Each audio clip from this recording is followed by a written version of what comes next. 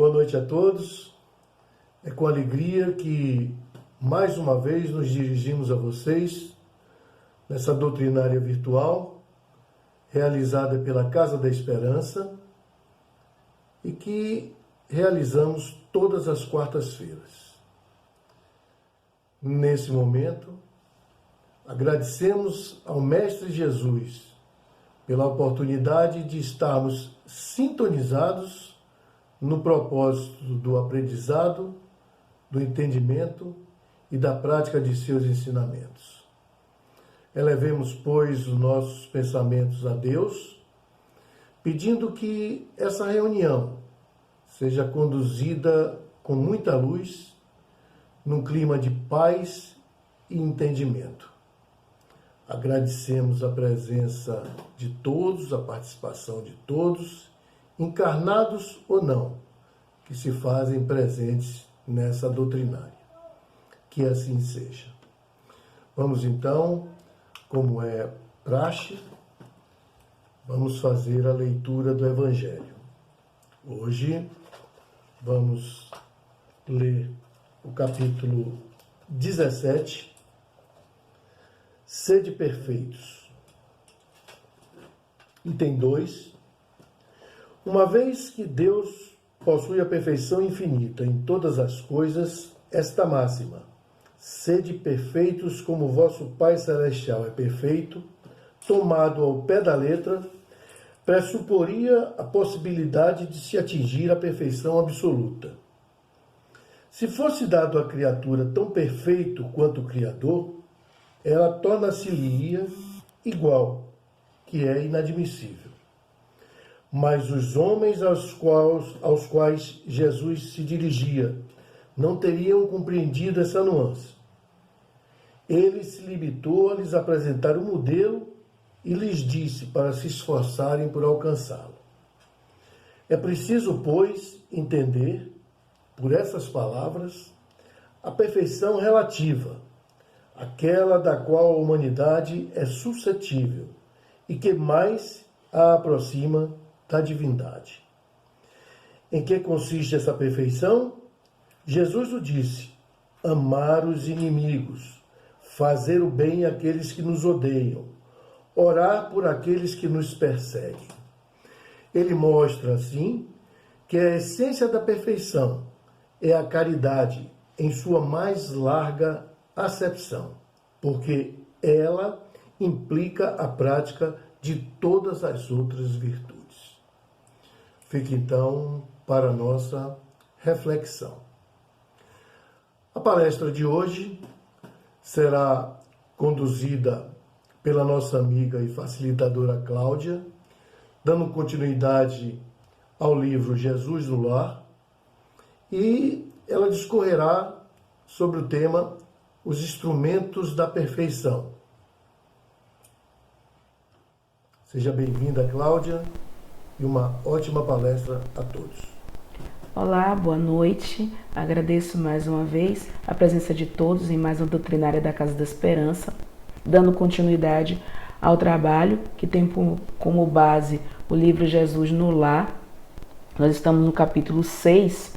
O livro Jesus no Lar, a psicografia de Chico pelo espírito de Neo Lúcio, é o livro fundamental para que a gente tenha em casa, principalmente no Evangelho no Lar. E o capítulo de hoje nos traz os instrumentos da perfeição. Ele vai tratar especificamente das nossas relações, dos nossos conflitos familiares. O interessante é que quando pensamos nas pregações de Jesus, sempre pensamos em grandes multidões, como no Sermão da Montanha, ou de algum fato específico em que ele falava em parábolas, em casos específicos, ou a personagens e pessoas que vinham a Jesus a ter com ele para curar as suas mazelas, as suas sequelas, as suas doenças, ou simplesmente para ver o Mestre. Nesses relatos do livro Jesus no Lar, o que vemos são passagens cotidianas da vida de Jesus em que ele dá os seus ensinamentos às pessoas que estão ali próximas, aos seus discípulos. Esses discípulos trazem os seus conflitos. É uma conversa de Jesus com pessoas comuns. A gente poderia dizer que, se fosse nos tempos de hoje, era a live de Jesus, né? E essa passagem é uma passagem muito bonita de Jesus com Simão Pedro, que é um ensinamento profundo para a nossa vida cotidiana, né? E o texto de Neio Lúcio é um texto extremamente poético, é um texto bonito, que vale a pena que a gente pare em algumas passagens dele. Ele começa dizendo: naquela noite, Simão Pedro trazia à conversação o espírito ralado por extremo desgosto. Agastara-se com os parentes descriteriosos e rudes. Um velho tio que acusara Simão de dilapidar o patrimônio da família e um primo que ameaçava que iria esbofetear ele em praça pública. O texto já começa com uma passagem, uma frase que é muito intrigante, né? Que Simão Pedro trazia o espírito ralado por extremo desgosto. E quando a gente lê isso, a gente pensa: nossa, o que é um espírito ralado? Trazer o espírito ralado é um espírito marcado. E o que é que marca o nosso espírito? São as nossas vivências, mas principalmente as nossas emoções. É o exercício das nossas emoções que marca o nosso espírito, marca o nosso perispírito. E quando ele fala que Simão Pedro trazia o espírito ralado, ele trazia o espírito machucado, ele trazia o espírito ferido por extremo desgosto. E como nós deixamos que o nosso espírito seja ralado? Quando nós deixamos que essas emoções negativas possam dominar as nossas condutas. Isso marca profundamente o nosso espírito. E ele diz mais adiante: e por isso Simão guardava o semblante carregado e austero. Não precisa ser Jesus para perceber o semblante carregado, o semblante austero de Simão, que trazia aquele espírito ralado. É desse espírito ralado, é a partir disso que o nosso semblante se constrói, que a nossa energia espiritual se constrói e que a nossa afinidade espiritual se estabelece com aqueles que nos circundam. Então, naquele encontro que Jesus fazia, Jesus lia os textos sagrados. E foi quando Jesus leu esses textos sagrados que Simão, que precisava falar, porque estava trazendo no peito toda aquela angústia, descreveu o conflito que ele tinha com a parentela, com os parentes, e Jesus ouviu em silêncio. Simão, como nós, às vezes só precisa desse ouvinte.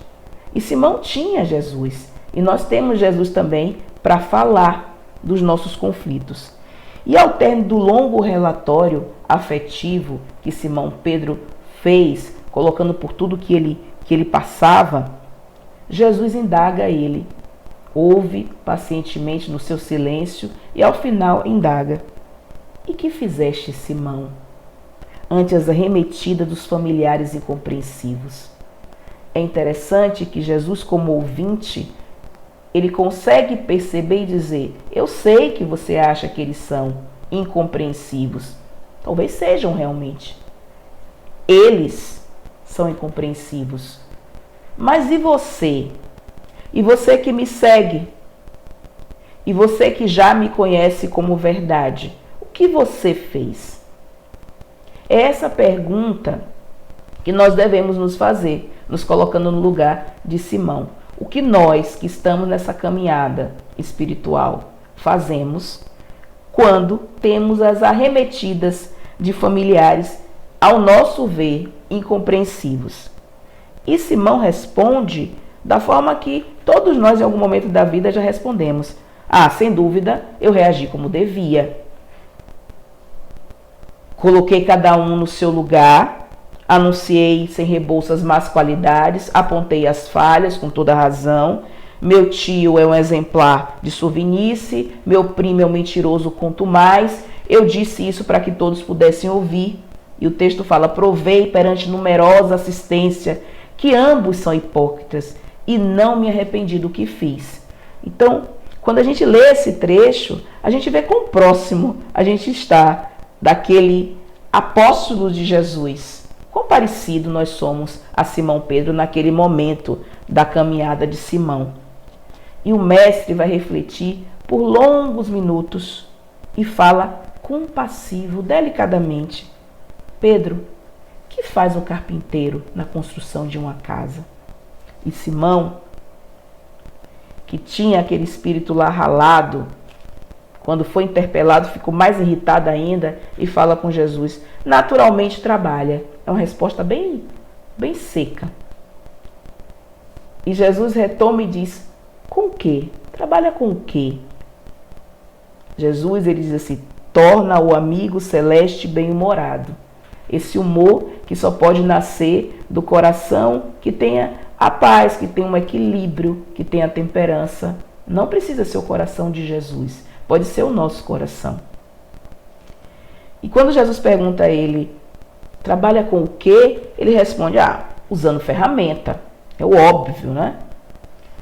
Após a resposta breve, curta, né, quase seca de Simão, Cristo continua: Simão, as pessoas com as quais nascemos e vivemos na terra são os primeiros e os mais importantes instrumentos que recebemos do Pai para a edificação do reino dos céus dentro de nós.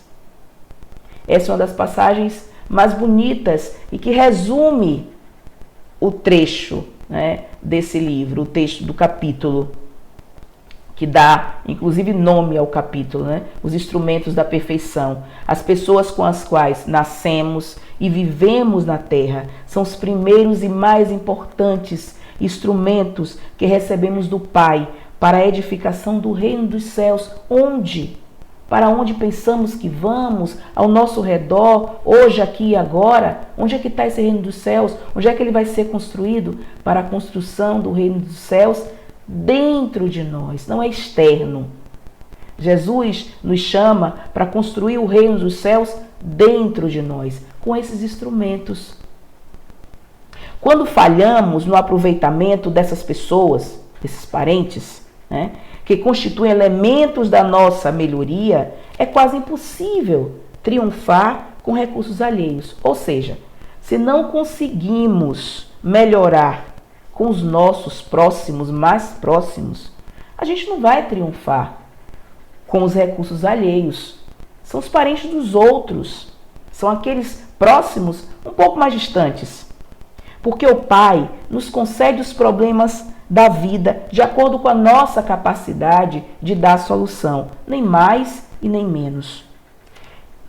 E o texto de Ney Lúcio começa a exemplificar. A ave é obrigada a fazer o ninho, mas ninguém lhe reclama outro serviço da ave. A ovelha vai dar lã ao pastor, mas ninguém quer que ela te traga o agasalho pronto. Esse é o serviço desses animais. E nós, como animal racional, qual é o serviço do homem? Ao homem foram concedidas outras tarefas. Qual é o nosso trabalho? O amor, a humildade, a ação inteligente para a construção do bem comum, a fim de que a paz e a felicidade não sejam mitos na terra. Não seja algo que ninguém consegue ver, só consegue ouvir falar. Os parentes próximos, na maioria das vezes, são o martelo e o serrote. E aí Jesus compara os nossos parentes mais próximos com um instrumento na construção de uma casa. São o martelo e o serrote que podemos utilizar em benefício da construção do templo vivo e sublime, por intermédio do qual o céu vai se manifestar na nossa alma. Esse trecho tem uma relação direta com o trecho em que Jesus fala que as pessoas com as quais nascemos e vivemos na terra são os primeiros e mais importantes instrumentos que recebemos de Deus para a construção do reino dos céus em nós mesmos, dentro de nós. Então o mestre nos diz, se o marceneiro usa as ferramentas por fora, cabe aproveitar as nossas ferramentas por dentro para a nossa transformação interna.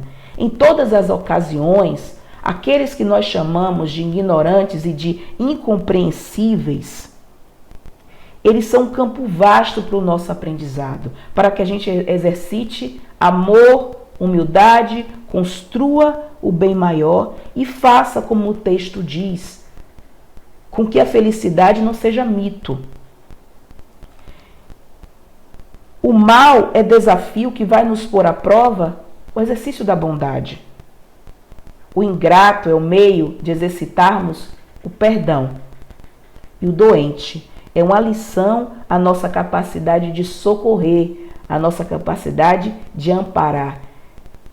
E o interessante é que hoje é importante a gente dizer, a doença é uma lição para a nossa capacidade de aprendizado e para entender a oportunidade de amparar e de socorrer. Aquele que bem se conduz no caminho de Deus, junto aos seus familiares, aos nossos familiares que nós chamamos ainda de endurecidos, de ignorantes, de pessoas que não compreendem, né? Se a gente consegue agir com essas pessoas que são tão próximas, com amor, a gente se prepara mais rápido para que a gente tenha uma humanidade mais gloriosa, porque a gente começa a trabalhar no micro, na microfamília, para que a gente construa depois uma família universal. E aí Jesus no texto diz, porque a paciência aprimora a vida e o tempo tudo transforma. Ele nos traz esses dois elementos que nós passamos as existências tentando compreender. A paciência enquanto uma virtude e o tempo. A paciência aprimora a vida e o tempo tudo transforma. O tempo nos transforma. Mas é preciso usar os instrumentos que o Pai Celestial põe na nossa caminhada. Como? Nós escolhemos essas pessoas. Né? Em todas as nossas andanças pretéritas, nós criamos vínculos de afinidade com essas pessoas. E por isso estamos no caminho com elas. Calou-se Jesus, e talvez porque Pedro tivesse ainda olhos indagadores, não compreendesse tudo, como nós até hoje, apesar de lermos, de ouvirmos, ainda não compreendemos e temos os nossos conflitos e as nossas indagações. E Jesus nos entende como entendeu Pedro. Ele acrescenta, se não ajudarmos ao necessitado de perto, se não conseguimos fazer isso ainda, como auxiliaremos os aflitos de longe?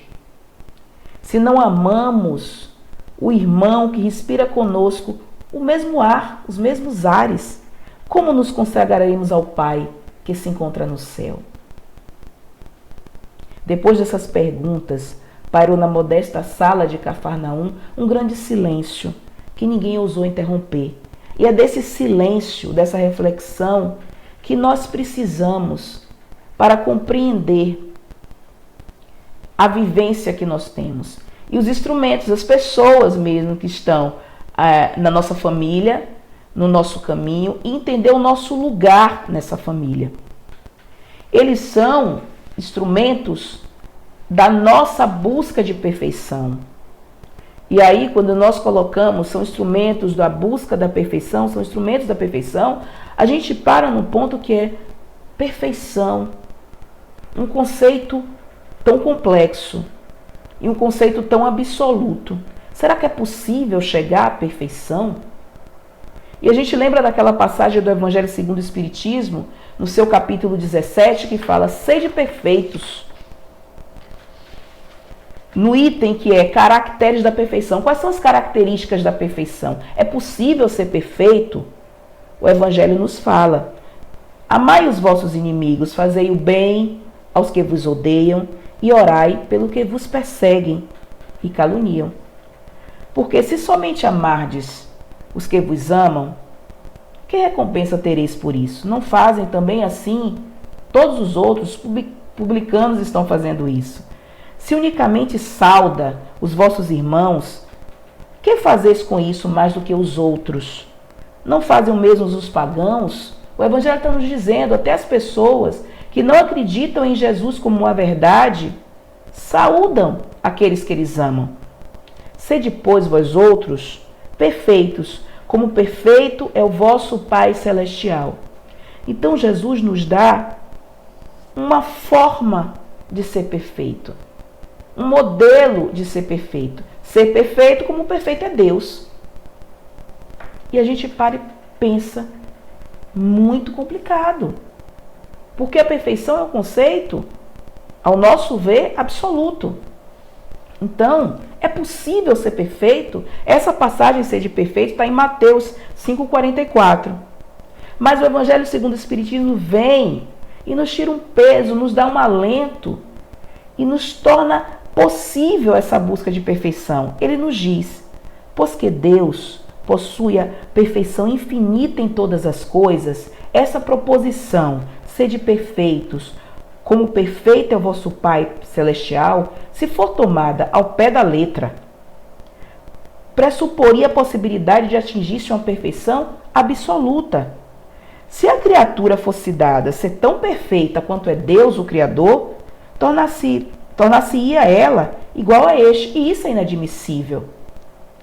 Mas os homens a quem Jesus falava não compreendia essa nuance, não compreendia essas entrelinhas, pelo que Jesus vai se limitar a lhes apresentar um modelo, a dizer para essas pessoas que é preciso se esforçar para alcançar o que Deus é, essa perfeição. Aquelas palavras devem ser entendidas então como uma perfeição no sentido relativo e não no sentido absoluto. A de que a humanidade ela é suscetível, ela pode galgar uma certa perfeição. Em que consiste essa perfeição? E aí Jesus diz, essa perfeição consiste em 3 pilares. Ele torna mais fácil para a gente. Amar os inimigos, fazer o bem àqueles que nos odeiam e orar, suplicar, pedir o bem daquele que nos perseguem e que nos caluniam. Então essas 3 coisas, amar inimigo, fazer o bem àquelas pessoas que nos odeiam e orar pelos que nos perseguem. Mostra ele, desse modo, que essa essência de perfeição, ela encontra guarida, ela encontra amparo na caridade, na sua mais ampla acepção. Por quê? Porque a caridade é a virtude das virtudes. A caridade, em forma de amor pleno, é a virtude das virtudes. E o exercício das virtudes é o que faz com que a gente vai diminuindo em nós os nossos defeitos, né? As nossas intemperanças, né? Que tem por base o egoísmo e o orgulho. Egoísmo e orgulho é a negação do sentimento de caridade, a que Jesus nos chama o tempo todo. Então, nessa balança, é preciso que exercitemos o amor ao ponto da gente conseguir limitar a quase sucumbir do orgulho e da vaidade, para que a caridade possa nascer em nós como força propulsora do nosso crescimento, do nosso avanço espiritual. E aí nós possamos realmente compreender que a família que estamos é a família que necessitamos, em que a família na qual estamos é um presente e não um problema.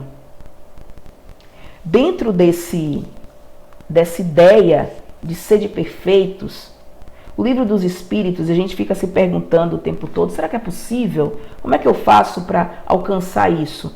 E tem uma pergunta, que é a pergunta 192 do Livro dos Espíritos, que é muito interessante, que ela fala, ele pergunta, né? Pode-se, desde esta vida, por uma conduta perfeita, superar todos os graus e se tornar um espírito puro, sem passar pelos graus intermediários? Traduzindo, é preciso que eu tenha uma encarnação incorruptível agora, e por isso eu pule alguns degraus, né? Os degraus intermediários, e a espiritualidade nos responde: não, pois o que o homem acredita ser perfeito está longe da perfeição. Há qualidades que lhe são desconhecidas e que ele não pode compreender. Ele pode ser tão perfeito quanto permita a sua natureza terrestre, mas isso não é a perfeição absoluta. Então, o Evangelho nos dá, e o Livro dos Espíritos nos dá a medida que a perfeição, ela é aquela perfeição que é possível dentro do nosso grau de evolução espiritual. Mas sempre é possível mais um pouco. Sempre é possível esse adiantamento através do exercício do amor e através desses 3 pilares: amar o próximo, amar os inimigos, fazer o bem ao que nos odeiam e orar por aqueles que nos perseguem e caluniam. Na finalização do texto, quando Jesus fala: se não ajudarmos ao necessitado de perto, como auxiliaremos os aflitos de longe? Se não amarmos o irmão que respira conosco os mesmos ares, como nos consagraremos ao Pai que se encontra no céu? Jesus nos chama para a importância da microfamília, para a importância de compreendermos o ambiente espiritual no qual nascemos, como uma resposta de tudo o que fizemos nas encarnações e nas vivências passadas. E mais do que isso, entender não como um problema, mas como uma oportunidade. Não como um problema, mas como um instrumento de perfeição. Um instrumento para a construção do reino dos céus dentro de nós.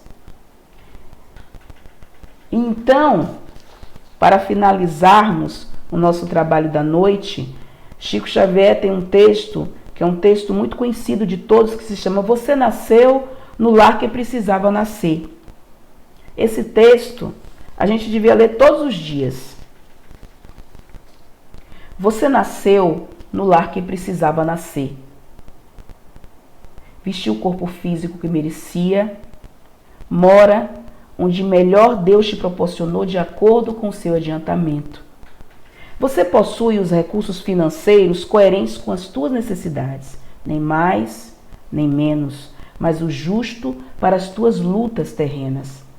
Seu ambiente de trabalho é o que você elegeu espontaneamente para a sua realização. Teus parentes e amigos são as almas que você mesmo atraiu com a tua própria afinidade. Portanto, teu destino está constantemente sob o teu controle. Você escolhe, elege, recolhe, atrai, busca, expulsa e modifica tudo aquilo que te rodeia a existência. Teus pensamentos e vontades são as chaves de teus atos e atitudes. São as fontes de atração e de repulsão na jornada da tua vivência. Não reclame, não se faça de vítima. Antes de tudo, analisa e observa. A mudança está em tuas mãos. Reprograma tua meta. Busca o bem e você viverá melhor. Embora ninguém possa voltar atrás e fazer um novo começo, qualquer um pode começar agora e fazer um novo fim. Que essas palavras de Chico sejam a nossa leitura diária no exercício do amor em família.